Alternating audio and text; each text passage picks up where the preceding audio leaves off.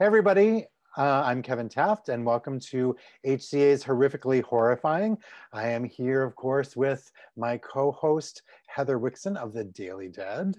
Hello. Say hello, Heather. Hello. Hello, Heather. Hello, Heather. We're all into the airplane humor today. Yes. Just a bunch of old people, a little punch drunk right now. Yeah. I've had a couple glasses. I'm not going to lie. I'm just going to say it. But we are here today to talk about a number of different things, some news and some Conjuring. So let's get to the news, I guess. This weekend, of course, horror dominated, as it always should, with Quiet Place 2, and of course, The Conjuring, The Devil Made Me Do It. Are we surprised about this, Heather? I'm not. No, me neither. Yeah, I'm not either. Actually, it's funny because we always sort of talk about horror as being like this underdog genre. And I think time and time again, it just keeps proving that it really isn't. It is a very commercial genre. It's a very viable genre. It's what puts butts in the seats, if you will. True. And I think it's really interesting too, because we're in this place where we're also, with a lot of these movies, for as much as they're opening in theaters, they are going to streaming services, at the same time, and people are still showing up in theaters to go see them. Yeah. I don't think Quiet Place 2 went to Paramount Plus yet, but I think it's headed there soon. And Spiral, which just only opened a few weeks ago, just went to streaming as well. So I'm curious to see like how their streaming numbers are doing. But, Godzilla versus Kong set the bar. Yep. A little over a month ago now. Gosh, was that like, I don't know where time March, is going. like 2 months ago, 3 months ago. And, So and pretty much ever since, it's pretty much been horror. That's kind of been getting everybody to come back to theaters. And, I think it's really interesting. I think it's telling. But it's funny because like when we talked about like the Oscar stuff, we're like, oh, I'm okay with, horror's not really being a part of like this award system per se, because we don't really need it. We know what we do. We know we're awesome. Right. But I like the fact that now we have box office receipts to prove that, this is a genre that, really does entice a lot of people to go and see, movies in theaters. And I think if nothing else, people should at least respect that. It would be nice, honestly, if the Oscars really want to become more relevant and change, I don't even know how to describe it, but oil the machinery that they've been, cranking out for the past 90 years or whatever. Why not have a horror category? Best horror film. You get more people, you get the horror people interested in watching the Oscars, and it would give, it would give some legitimacy to see that Hollywood recognizes the genre, because how can they ignore it anymore? Yeah. They just can't. And I mean, even when I was young in the 80s, horror still was always number one. When a new horror movie was released, it was Fright Night was number one at the box office. It's like nothing's changed, but it just doesn't get the love or the respect. I think. Even during COVID, we had The Wretched did really well at the drive-ins. That was number one for a couple weeks, which was bizarre. It knocked off Empire Strikes Back of all movies, because they had re-released that in drive-ins, which is crazy that a tiny little movie probably made for under $1 million knocks off one of the most beloved movies of all time. I don't ever see that ever happening again. Yeah. So they have quite a claim to fame. Yeah. And I think, and I think too, like what's interesting now is like, we are getting a lot more in theaters, but there is just as much coming home as well. Like there is still a ton of content that's making its way, strictly to VOD and different digital platforms. Shudder, they're doing their summer of releases, so every week there's something new coming to their platform. We're seeing it like Arrow has their own streaming service now, so you're getting constant content over there as well, which has been kind of fun because they have a lot of sort of stuff that I've never really had a chance to keep up with. So I actually sprung on Arrow a little bit because they have a lot of like foreign titles that I've always seen and I've never had a chance to make time for. And then a lot of the newer films that they've been putting out recently as well. So, and they actually do a lot of short films, and they do a lot of curated lists, which is interesting. You know, and so you're getting, you know, things there. And then Midnight Pulp is like another one that's like a streaming service that does like a lot of like grindhouse movies and things like that. So to me, it's like, it almost seems like you'd think, because there's so many other options, like that the marketplace would get diluted a little bit. But sure enough, you know, you've got Conjuring, The Devil Made Me Do It come in and take number one. And I know Quiet Place 2 dropped like something like 56% or something like that. But honestly, like, you know, I think somebody compared it to the drop that the first movie had, which was obviously pre-COVID, and it was about the same.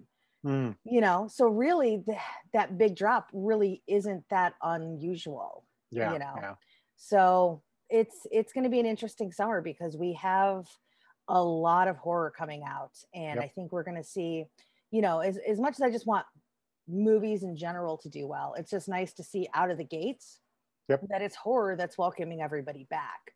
I wasn't expecting it, to be honest, but you know, it's kind of cool. But I also think, you know, once we really get to like the end of June and we start getting all these like bigger blockbusters and we start getting the Marvel movies back, it's probably going to shift a little bit. But you know, there's no denying that the movies that got people to go back were the movies we love. I mean, I was talking to a friend about this as we were driving through town the other day, and it was like, I remember when I was a kid or teenager, like in the 80s, it was, there just wasn't there wasn't as much content at the theater. So like you could see Aliens, you know, more than one. Well, here's the thing. It was like, there wasn't enough movies. So you would be like, hey, I want to go to the movies tonight. Like, well, I've seen everything. Let's go see Aliens again. So you'd see a lot of things more than once. They would last longer. So you knew you had the whole summer to go see Top Gun, for example. Like I didn't see Top Gun until like the third month it was out, but it was still going strong. But I think it was actually still in theaters when it came on VHS. Something weird. It was there was a lot of movies in the 80s that did that. Yeah, so like at least at the second run theaters for sure. Yeah. So, and I liked that. I liked, you know, the summer movies were out, but you had the whole summer to see them, or you'd see them repeatedly because you wanted to take your friends to them, and it was just a fun night out. Now you're just, you know, in the past decade, it's been like scrambling to just see everything you want to see. So you see something once and then you on to the next thing. And what's nice now is like, you know, I looked at the movies this week to see if I wanted to see anything. I'm like, well, I've saw The Conjuring this week at a screening, so there's not that.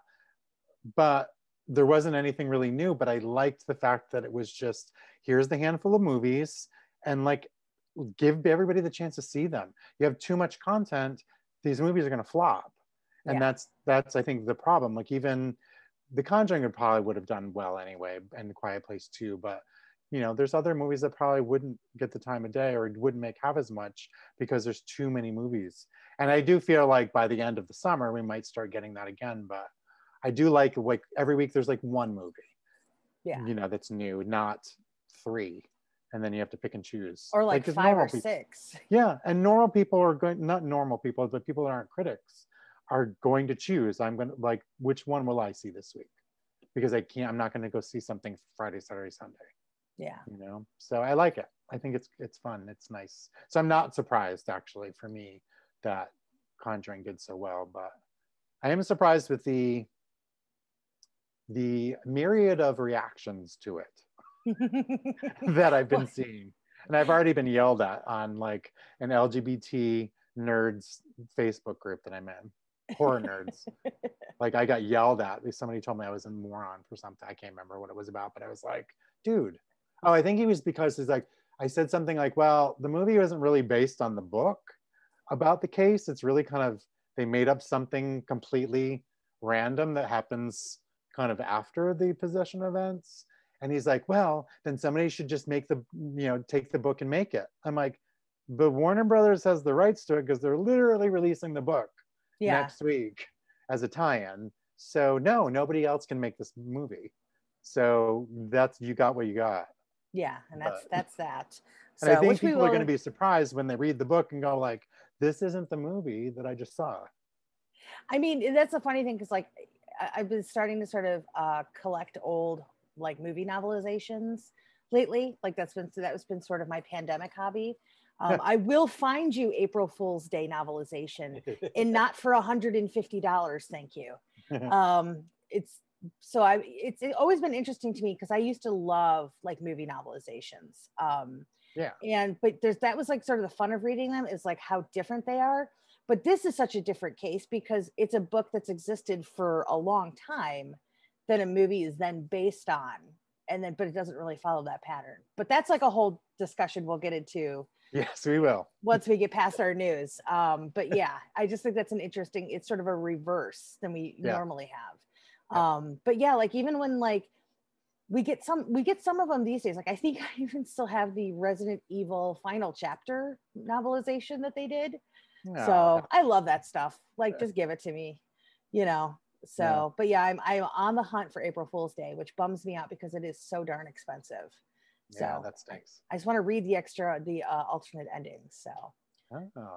But yeah, there's a few that popped up on eBay for a couple of weeks, but they went for like exorbitant amounts. And I was like, no. That's crazy. Yeah. But I did get Shocker recently.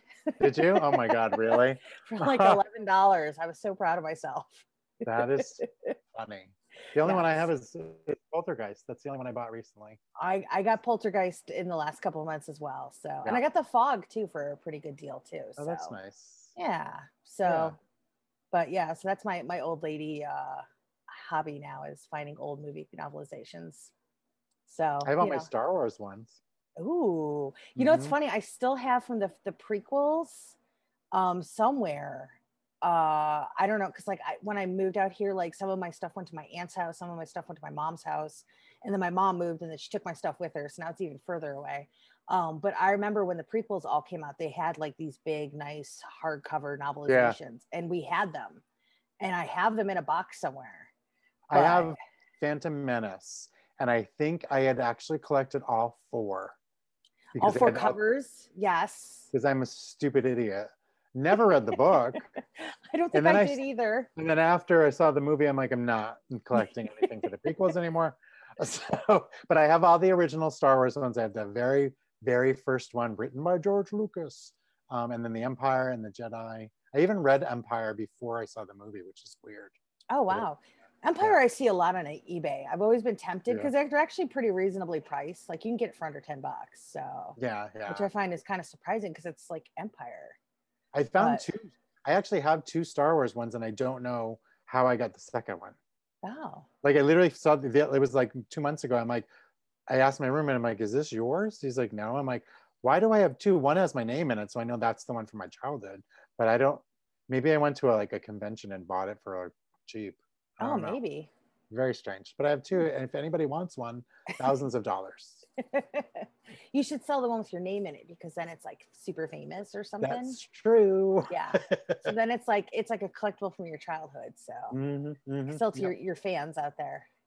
Side note, completely kind of unrelated, but I bought. So I'm okay. This is dating. I thought you were about to announce your OnlyFans. How did you know, Heather? No. Sorry. No. But so I've been collecting the Partridge Family vinyl albums, right? So, I know. Just don't ask. You're the coolest, Kevin. I love the Partridge Family. Love them.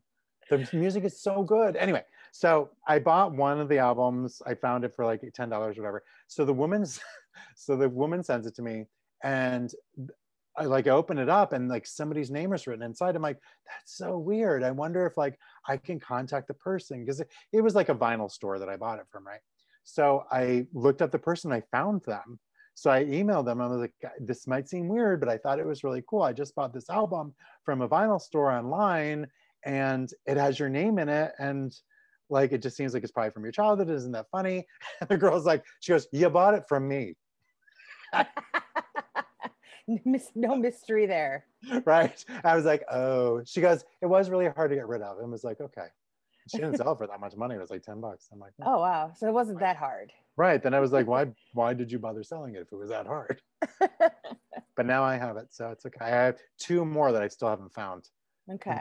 That I'm willing to pay the money for. Like $33. Am I going to listen to it more than once, twice? Yeah, you never know. I mean, as somebody who recently picked up the Hackers soundtrack, you know, I will say. Oh, with the Angelina Jolie one? Oh, yeah.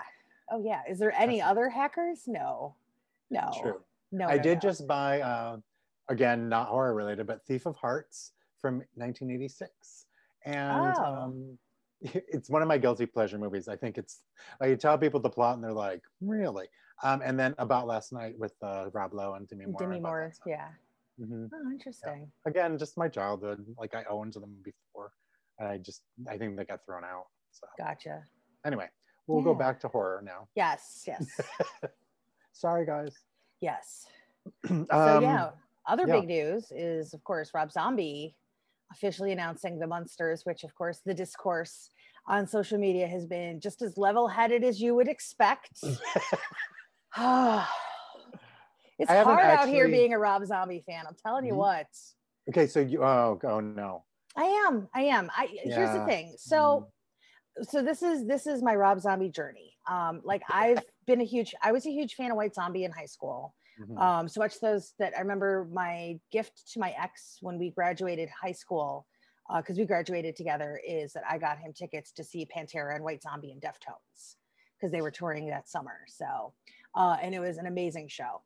And so I've always been a big fan of Rob Zombie. And then House of a Thousand Corpses comes along, and I remember they were teasing that movie for like years because it got benched for a while, and then Lionsgate finally resurrected it. And I remember the first time I saw it, and I always remember this because it was me and my ex and my cousin, and then another cousin and her best friend. Well, her best friend had a total freak out during House of a Thousand Corpses, to the point where she had to leave and ended up ultimately going on like anxiety medications. Like it triggered something in her that just completely freaked her out. Wow. I'm a jerk who didn't leave the movie theater because I was like, whatever, I'm here to watch my movie. But I didn't like it. Well, the first time I saw House of a Thousand Corpses, I didn't like it. I was kind of like, it's a lot, you know. And then we rented it again, like around Halloween. And I was home and I was like, okay. And I think because I could settle into it a little better and I knew what was coming, I liked it a lot more, because then I kind of realized like, oh, this is his version, you know, of Texas Chainsaw 2 meets,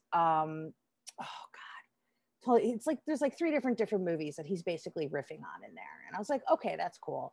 And then Devil's Rejects comes along, which I still argue is probably, it is his best work. And it's a movie that I still get really like, to me, it seems the way that he's able to take these people who are terrible people, they're awful people, and somehow turns them into the heroes in a way that doesn't feel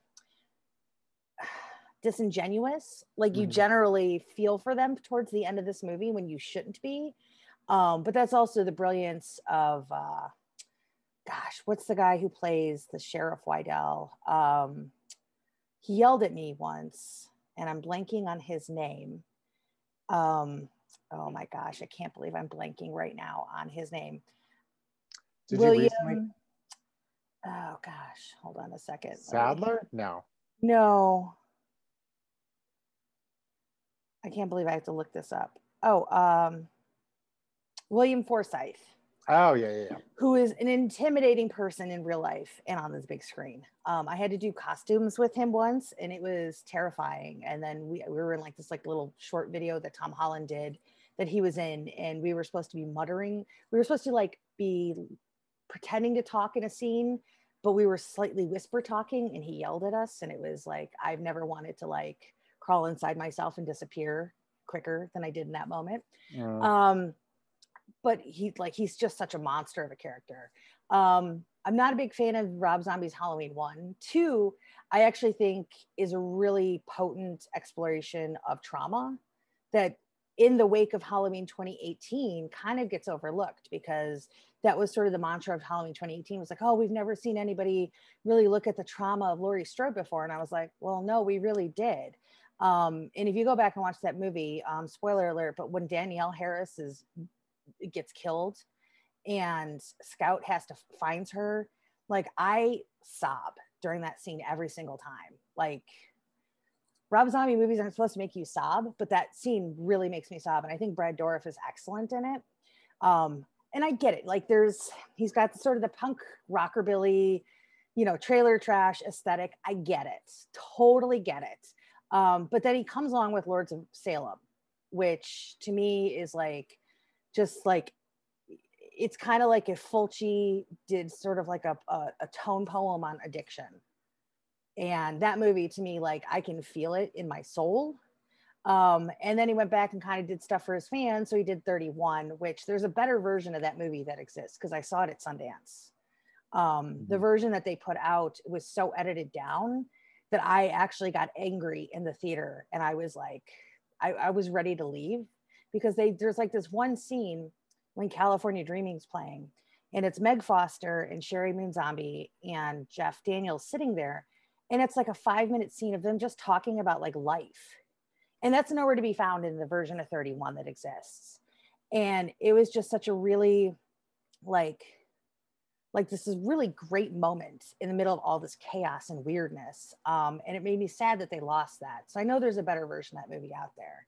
But I get it. Like, I get that he's not a guy you're like, I want to see what, you know, the guy who drops F-bombs every other sentence is going to do with the Munsters. Totally get it. But this is like a guy who has been a huge Munsters fan since he was like a little kid. Like, his first tattoo was Herman Munster. Like, and he's been wanting to do this like since he started directing. And I don't think him being who he is as a fan, I don't think it's going to be like F-bomb City. I don't think that's what we're getting. Because I think especially with like Universal, I think the hardest they're going to go is PG-13. Yeah. You know what I mean? So I don't think it's going to be what everybody thinks it's going to be, because I don't even think he would want that. Well, it's almost like Eli Roth doing the House of the Clock in its Walls. Yeah. You know, he did the kind of like the dream movie he wanted to do because he grew up on Spielberg and all that stuff. So it seems like I wouldn't expect Rob Zombie to do anything weird. Yeah, and it's like also way out of the and also if you go and you listen, he did the guest commentary on the Scream Factory release of Munsters Go Home. Oh. And like, he's a super nerd about these characters. Like, he loves them. And it's like, I mean, are we probably going to get Sherry as Lily Munster? Maybe, probably. But I have a feeling like she's probably going to play something else. But it's just like, nobody's willing to wait to see what's going to happen. It's all knee jerk. Well, here comes the trailer trash Munsters and blah, blah, blah. I'm like, just complain when the first trailer comes out. I'm too tired to start fighting this already. Because it's like, even when you say like you like Rob Zombie, it's just like immediately everybody's like pitchforks up. And I get it. Believe me, I was angry after the first Halloween. That movie made me really mad because I actually think there's parts of it that are good, but there was like, it was almost like he was so beholden to John Carpenter's version of that movie in ways that just like, it just didn't come together. And that's why I think actually Halloween 2 is better, because he just went out there and was like, we're going to do crazy things with white horses, and Sherry's going to be a dream, and Michael's going to be tortured, and Scout's just going to completely lose her mind because of all the stuff that she's been through. And Danielle Harris is going to be this girl who's even afraid to leave her house because of the things that she's been through. And Brad Dourif is the sheriff who can't even keep his own kid safe. And like, you know, but the discourse is already thick out there. And I'm just like, maybe I just don't go on Twitter for like the next year. I don't know. Yeah. So I mean, I didn't even know it happened. So that's goes to show what I mean, I usually see this stuff too, which is kind of weird. So you were the first to tell me about that. I mean, he's not my cup of tea. Yeah, no, I get it. But I mean, at the same time, I haven't seen anything except for I saw the Halloween. I hated it with a passion. And was like, I'm not going to even see the sequel. And I did ask my best friend, who's a Halloween freak, and I think he's liked a couple of Rob Zombie movies. And I said, this actually passed Halloween. I said, should I watch Halloween 2 just because it sounds batshit crazy? And I'm, a little bit curious now. And he was like, nah, it's weird. And that's kind of all he said. You know, the way you talk about it, I might. The director's cut is really good. If you can get your hands on that, I think that's a far better version of that movie because it breathes a little more, you know. That wine catching up with you? I think it is. Yeah. I mean, I would even argue like, you've never seen Devil's Rejects then? Nope. I honestly would say like, I think House of 1,000 Corpses would be too much for you, but I think Devil's Rejects, because it's almost like a Western in a way. And it's very 70s styled. Mhm. And there's just some genuinely really good performances in that movie. That might be much more your speed. And I would definitely say, you know, I would never recommend somebody watch Halloween 1, but I think the director's cut of Halloween 2, I think there's some really, really strong stuff in it. And I always tell people, just forget 31 even happened. That was a Kickstarter. He wanted to do something for the fans with the fans. That's what happened. And I was actually kind of curious about that one, and then the reviews weren't that great, so I was like, yeah. And even like Three from Hell surprised me. I mean, there's parts of it that I feel like are a little too much, but there's some good stuff there still. And I think also too, it's like I'm just sort of over everybody being like, well, he's going to put his wife in everything because, you know, Rob Zombie is the first director in the history of Hollywood to ever cast his wife in a movie. Right. Like right. every director has done that. You know, nobody gave John Carpenter grief when Adrienne Barbeau was in, you know, The Fog. You know, Emily Blunt was in Quiet Place. Yes. I mean, Tim Burton made how many movies with Helena Bonham Carter? Yep. And before that, Lisa Marie? Yep. But, you know, but Rob Zombie gets crap for it all the time because it's Rob Zombie and he's a weirdo looking guy and we can, you know, it's like an easy target. So I did run into him at Rock and Roll Ralph's once. Oh, really? He's super. I've interviewed him a few times. So yeah, I have a photo. Nice. I have a photo from the Lords of Salem junket where he's standing next to me. He looks like the coolest like dude ever. And I'm just there in like my little sweater and my little like flowery dress. And I was just like, oh my God, I couldn't even dress cool that day.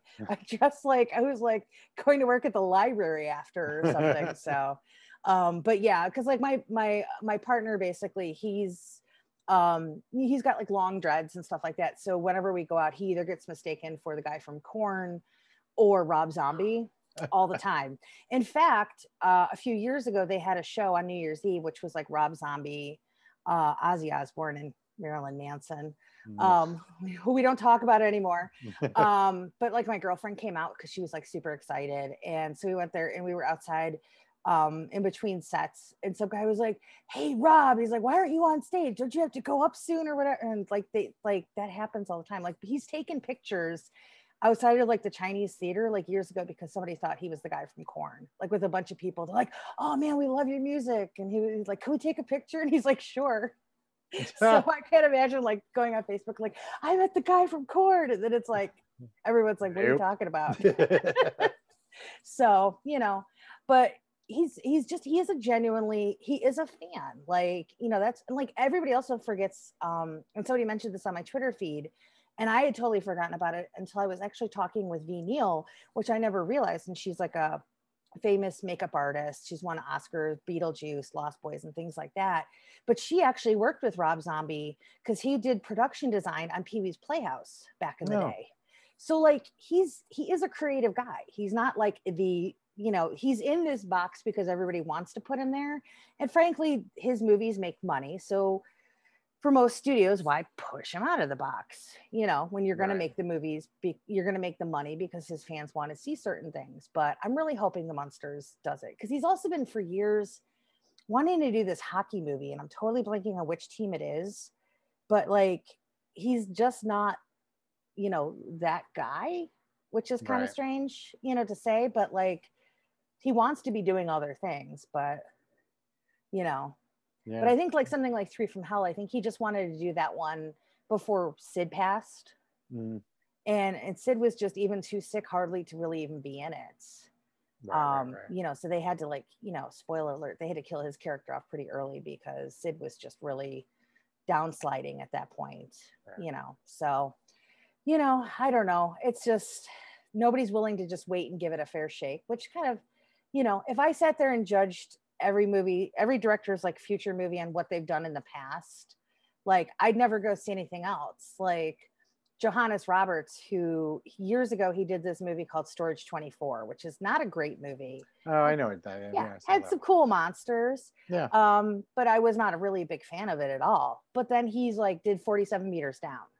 And I was like, hell yeah. Okay, that was great. And then he did Strangers Pray at Night. And I was like, which I loved. Sweet. Exactly. Yeah. So it's like, I like to kind of keep an open mind, you know? Yeah. People grow, people change, you know, people figure themselves out. I think that's, we all do. We all do as people, you know, creative people. We start at a certain place and we evolve to something else, or we evolve to what we really want to do. Yeah. So I agree. I mean, I'll still go see Munsters for sure. Yeah. I mean, I'm I might curious. be a little like, yeah, I might be I mean, like, I was always more of what's he an gonna Addams do? family like person when I was a kid, but Funny, I was more Munsters. oh, interesting. I think it's just because what was more on more often okay for us. Did So you I just would call watch me a moron? maybe. Yeah, because the Addams family, I get it. Yeah, I think for where I grew up, I think we just had a lot more Addams family than we did Munsters. So Yeah, you and know. we were Munsters was always on every afternoon, so I think that's why. Yeah, I get it, but I love both. And Fred Gwynn was like the best. I know his So. I think it's his brother, Ned. Ned. I think that's it. I talked to him, I can't tell how, but I've talked to him quite frequently over the past couple of years, and he is super nice, but sounds just like Fred Gwynn. Oh so my it's gosh. so yeah, it's so weird because there's moments where I'm like, wait, is he the one that played Herman Munster? But I know it's not. But he's super, super nice and super friendly and just a doll. Did you ever ask him if he could just say, "What's a Ute"? I have not. Okay, next time. Next time. I haven't talked to him in a while, actually. Probably over the COVID, but not since. Yeah. So we'll see. Next time. All right. So we should probably. Is there any other news? Not much. I mean, we lost Clarence Williams III yesterday, who was from Tales from the Hood. Yep. And also Mod Squad, wasn't he? Yeah, and you know, for if you're into sort of the cult classic comedies, there's also Half Baked and I'm Gonna Get You, Sucker. Oh yeah. Yeah. So, and he was Prince's dad in Purple Rain. True. So, and I was talking about that earlier today, that for me, I think that was the first character, or really my first realization of what people struggling with mental health went through. Because I was a young kid and nobody talked about that stuff in the 80s. You know what I mean?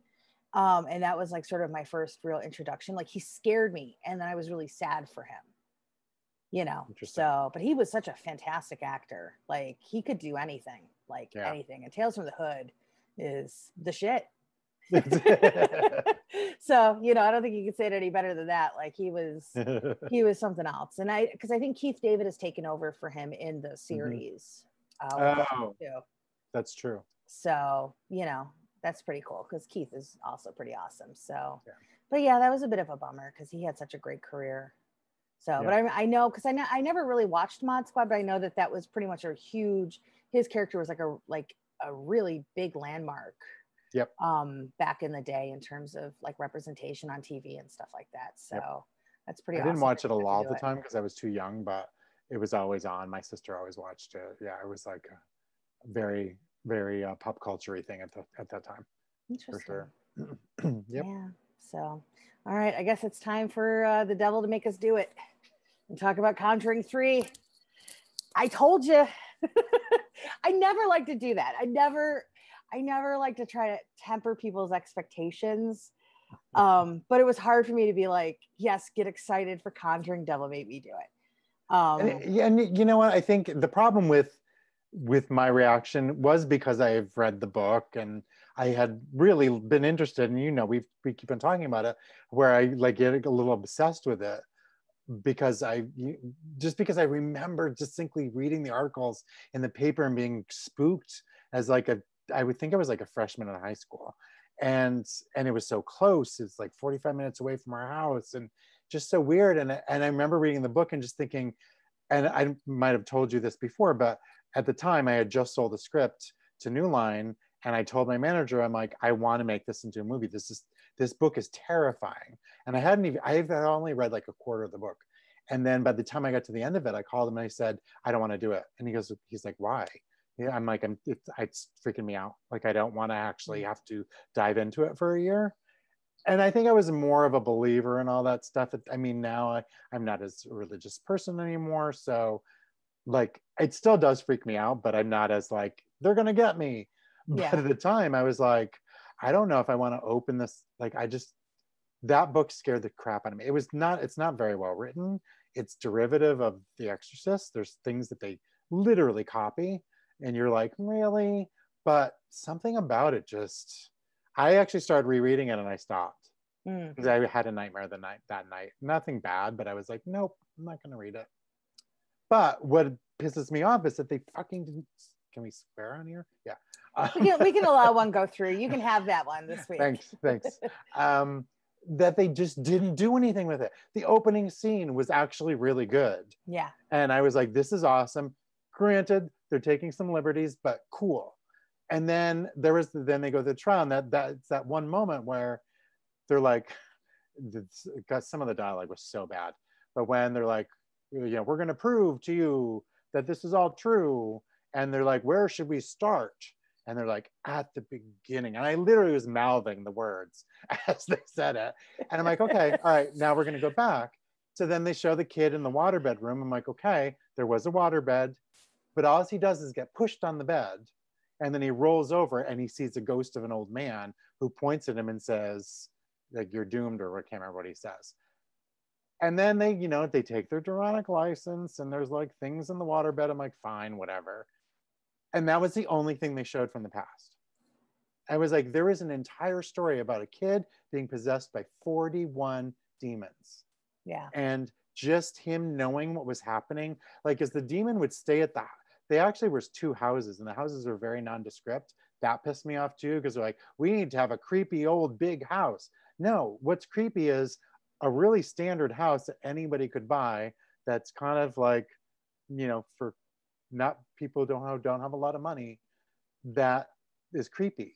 Yeah. And they went to look at one, and then they leave that one, but the thing keeps on coming back. So the kids actually, they're living back at home, and and like in kind of the movie, I think they did it in the movie, he comes in, he's like, I see, like, I know it's there. No, I was watching that documentary.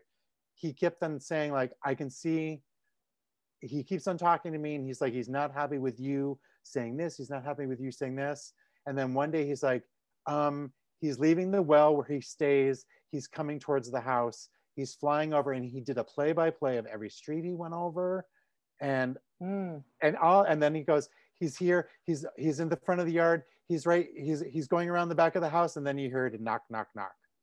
And I like shivering when I was reading this. And then they were like trying to do holy water, and then it would go around to the other side and knock on another door. And at one point it just showed up in the house and literally was just like rocking in a rocking chair.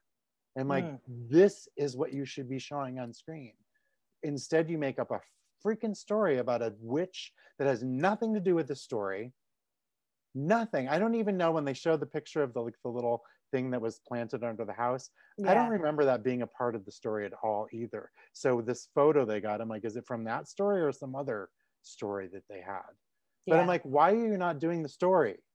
The story is interesting. And you know what was even more interesting is, like, with Arnie Johnson, they're like, he stabbed him 22 times. No, he stabbed him 5 times. And I know it's more dramatic to say 22, fine. But what was interesting about that moment is, and they have witnesses who said they saw him with a knife in his hand. The knife flew out of his hand and stabbed the guy. And they're like, we all saw he was not even close to him. Show that. That's interesting. That puts us on his side. So we're like, oh my God, admit the evidence, which they never would allow, which of course gave the result that he had, that he was in jail. But there was just so much you can do with a real story. And they took a real story and like, well, let's just make something up. Completely unrelated. Because what they're saying is like, we're going to prove to you it's demonic possession. Yet what they're doing has nothing to do and proves nothing. Yeah. And that's the thing. It's like, that was, the more time that I spend away from seeing it, the more I'm disappointed, because I just keep thinking of things of just like, oh God, like if they would have just done this or that, because like, your subtitle is "The Devil Made Me Do It," which is tied to this case, which is tied to this character, and he becomes such an afterthought, to the point where, like, at the end of the movie, they're like, "Oh yeah, there's a trial. I guess we should go back to that really quick before we end the movie." Oh, and by the way, we failed. Yeah. At proving anything, because he doesn't get off. Yeah, because and it's also true. It's because, like, they talk about, like, well, if you come into a courtroom and you have to swear on a Bible, which means that you believe in the existence of God, then you have to be able to believe in the existence of evil and in Satan. Like, but that never comes up again. Like, it just doesn't. And to me, like that was just really frustrating. Like, I don't need to see them tracking down this woman. It has no bearing on it. And the thing is, like, the other two movies that really sell the Warrens, and don't get me wrong, of course, every time you talk about the Warrens online, they're like, oh, they were shysters, they were terrible people. That's fine. I get it. I'm not talking about the Warrens in real life. I'm talking about these characters. Yes, for sure. You know, and what always sells it is that they were so always closely connected to the people that they were trying to help.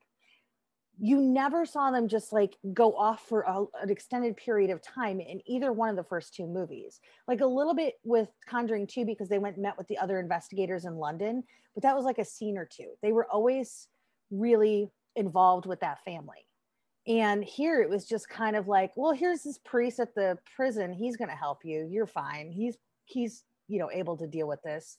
No, like it didn't feel at all in line with the other two movies and how we've seen these characters portrayed. And that to me was kind of a bummer. Like Vera and Patrick are great in it. They do everything they could possibly do. But the scene that really like lost me was the scene where like she almost goes over the cliff. And suddenly like, and this is like them in like their 50s, early 60s. And like suddenly he's after a heart attack diving to catch her over the side of a cliff. Like, and getting reached by like a hand reaches for her, but whose hand? We never hear about it again. Yeah. And like it was just moronic. And I think what also is kind of a bit of a bummer, like the director, like he's obviously a horror fan, Michael Chavez. Between this and The Curse of La Llorona, he's put in so many different references and homages and just straight up, here is The Exorcist in my movie. Right. So he clearly loves the genre. There's no doubt in my mind that he does, like that he doesn't. Like he definitely is a horror nerd. I have not seen anything in these two movies that tells me who he is as a director, because it just is him doing stuff that feels in line with James Wan's work. I don't feel like I know him as a director. He's a director for hire, it seems. And it's kind of a bummer. Like I could think of 20 other directors off the top of my head who would have gone in there and tried to do something, but maybe he just couldn't because of the control, you know, that Warner Brothers keeps over these properties and things like that. I mean, I don't know what the working relationship is there, but I'm guessing, you know, James probably has a very tight rein on that. But I just feel bad because like I feel like this guy, if he was out there outside of this, he could probably make a heck of a fun horror movie. Yeah.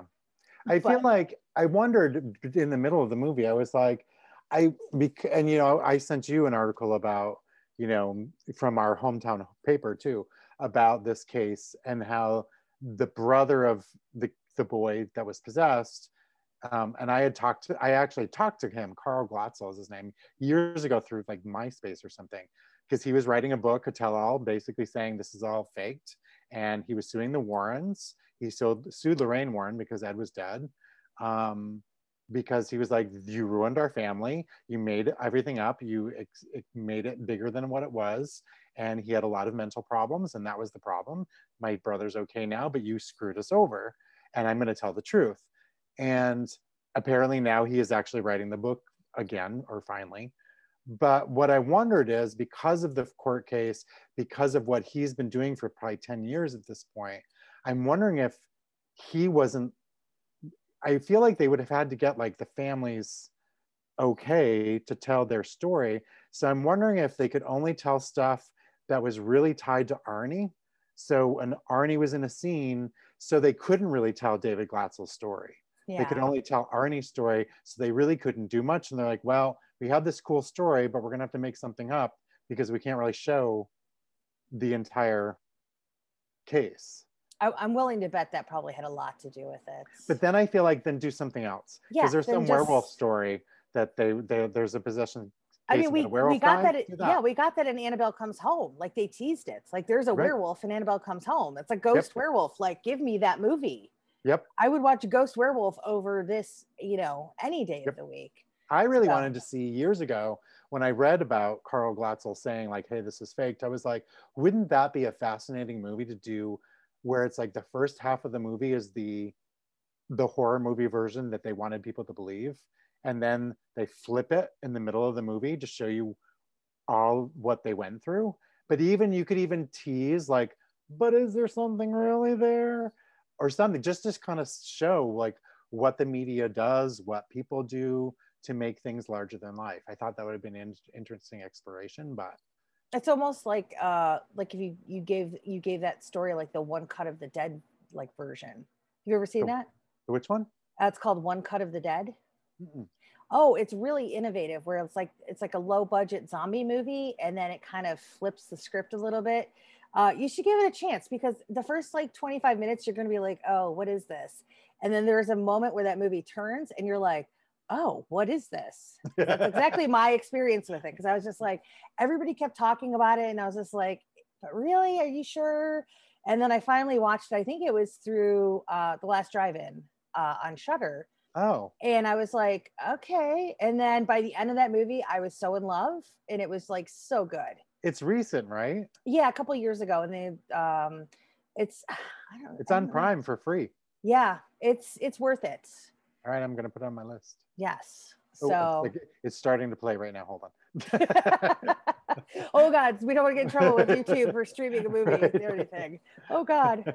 Yeah, it is a bit of a bummer, because I really loved Conjuring 2. Conjuring 1 to me was kind of like, all right. It was good. It was fun. You know, but it wasn't like, it didn't curl my toes, if you will. Nope.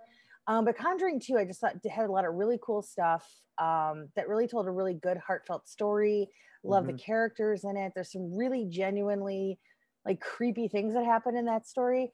There is nothing that scared me in this movie whatsoever. Like nothing. Like nothing. Zero. Again, I liked the opening sequence. I wasn't scared, but I mean, they were going for it. But what was so like, with the perfect example of what they screwed up is they're pulling the kid through the house, right? And you see the scratches on the walls. And I'm like, that's the story I want to see. What the hell happened? And they never talk about it. I was like, what are you doing with this movie? It's such a wasted opportunity. Yeah. It's so frustrating. But I loved Conjuring 2 as well. That was another story. Like I watched, there's this, I can't remember the name of it. There was a British horror movie with one of the Hobbits. The one from Lost. What's his name? Dominic Monaghan. Yes, he was in it. I saw it at like a film festival or something. It wasn't great. There was one really scary moment where like a bureau like just slides and somebody turns into it, and I was like, ugh. But not great. But it was about kind of a haunting poltergeist thing. But on the special features was a documentary about the Enfield poltergeist, and I was watching it stupidly by myself, and then they started playing the recording of her talking in that old man voice, and literally jumped up, turned every light on in my house because I was watching it in the dark like an idiot. Terrified me. So I was so excited that they were doing that. And I thought they did, they took a lot of liberties, but that scene where he's interviewing her and behind it, you just see the morph. That's brilliant. That was so well done. Yeah. So well done. And this just does not live up to that. Yeah, it was kind of a bummer. Like if James didn't want to come back and do the third, like, or if it was because it was scheduling conflicts with Malignant, like I would have waited. Everybody would have waited another year for a Conjuring movie, you know? Yeah, or just do a different story. Yeah. I don't know. The story was a big bummer. So, you know, I think they were kind of hoping that witch lady was going to be like their new spin-off character. And I was like, she was a drag. Yeah, I was like, you don't have another Valak here. I'm sorry. I feel she kind of looked like the nun, and I actually kept on thinking they were going to connect them because I kind of thought that like, too. Did you? Because she doesn't. Yeah. Don't you feel like there's still a through story that they haven't completed yet with? Because even with the nun, I still feel like there's like this thing with Valak hanging out there that we just really have. Like we have that sort of backstory that happened at the church that happens in the nun, and then we have Valak showing up in Conjuring 2, but there is like this chunk in between that we have not really explored. And I mean, the thing is, it's like, I know the nun wasn't great, but it made a ton of money. I think it actually made the most money out of like all of the Conjuring movies so far, which is, but I think it's I think it's because that character just really connected with audiences everywhere. But I think it is the #1 top earner out of the whole Conjuring series. I think the nun is #1 and Conjuring 2 is #2. Because it was so bad. Yeah, and what sucks is like Annabelle Comes Home is actually one of the lowest earners, and that one's actually the good Annabelle. Like I like Annabelle Creation a lot, but Yeah, no, Creation to me is, I was shocked at how good that was. Yeah, Like that movie I is like fantastic. genuinely scared. Like I loved everything they did with it. All the just, I really, really liked it. Because it kind of like creeps up on you, and then it just goes like full blown horror show, and Yep. you're like, people are torn in half, and you're like, what is happening? That scarecrow, I was like, what?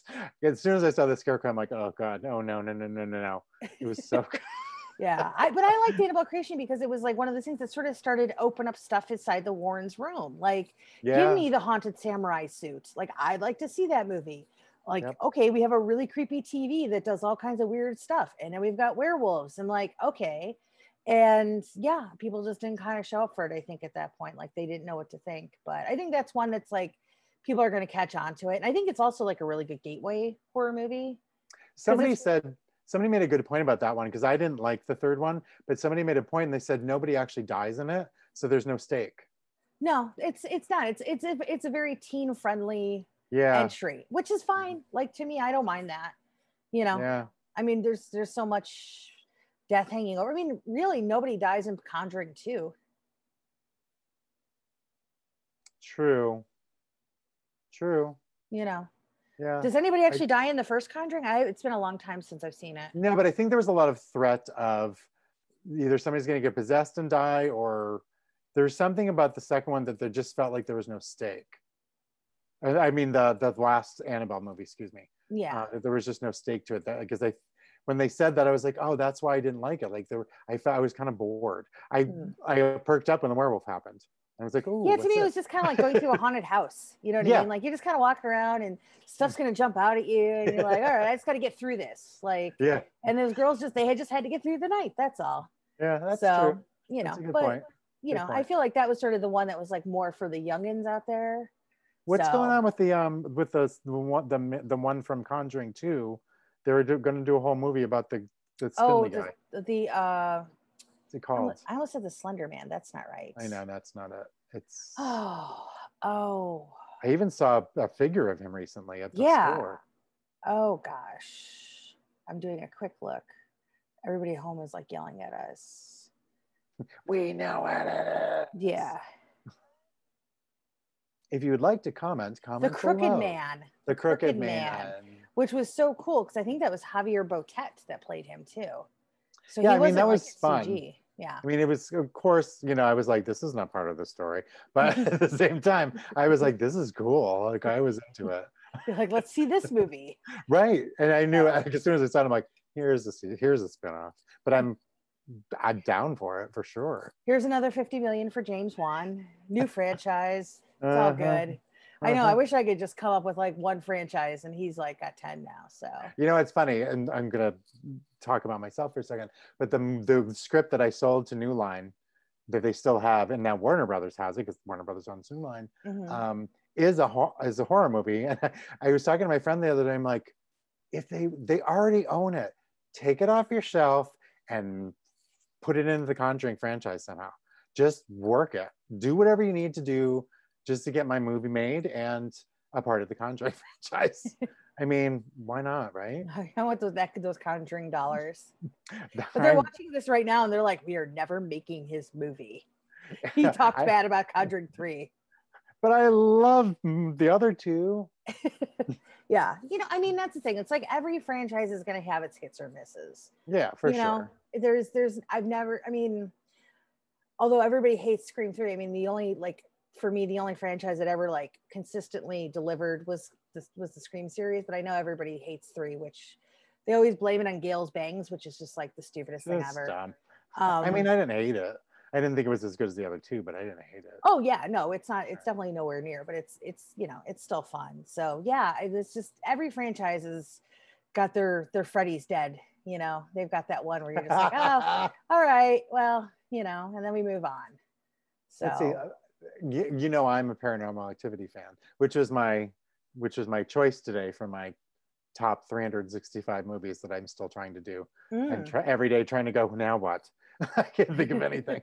But today was Paranormal Activity, because the only one I didn't like was Ghost Dimension. Is that the fourth one? I think so. I never saw that one. I think that I saw the trailer and I was like, I'm out. it was one where it was just like you're just retreading the last one. It actually might have been the fifth. That's the fifth one, because I think the one that Christopher Landon wrote, which was the spin-off one. Oh, the marked ones. The marked ones, that was really good. That was good. Yeah, it was kind of like whatever one ended with, it seems like there was a giant, like, hooved demon in the room that you could just hear the pounding or whatever, and they found the witches or whatever. But then the next movie after that, they literally ended it the same way. I'm like, wait, you're not expanding the mythology at this point. You're just retreading what happened to the last one. And I felt like the last movie kind of ended with that. I'm like, no, there's more for you to tell. And I just love the concept of it. I like staring at a screen and like, where the hell is it going to come? What's going to happen? I love that. Yeah. And that's why I like the third one's one of my favorites, with when they put the camera on the fan, the rotating fan. That was amazing. And it really did, like, I just kept going, oh shit, what's going to happen? And so that one, like, pretty consistent. Again, I didn't love the last two, but they have at least 4 pretty good ones there. Yeah. I mean, for such a simple concept, you know.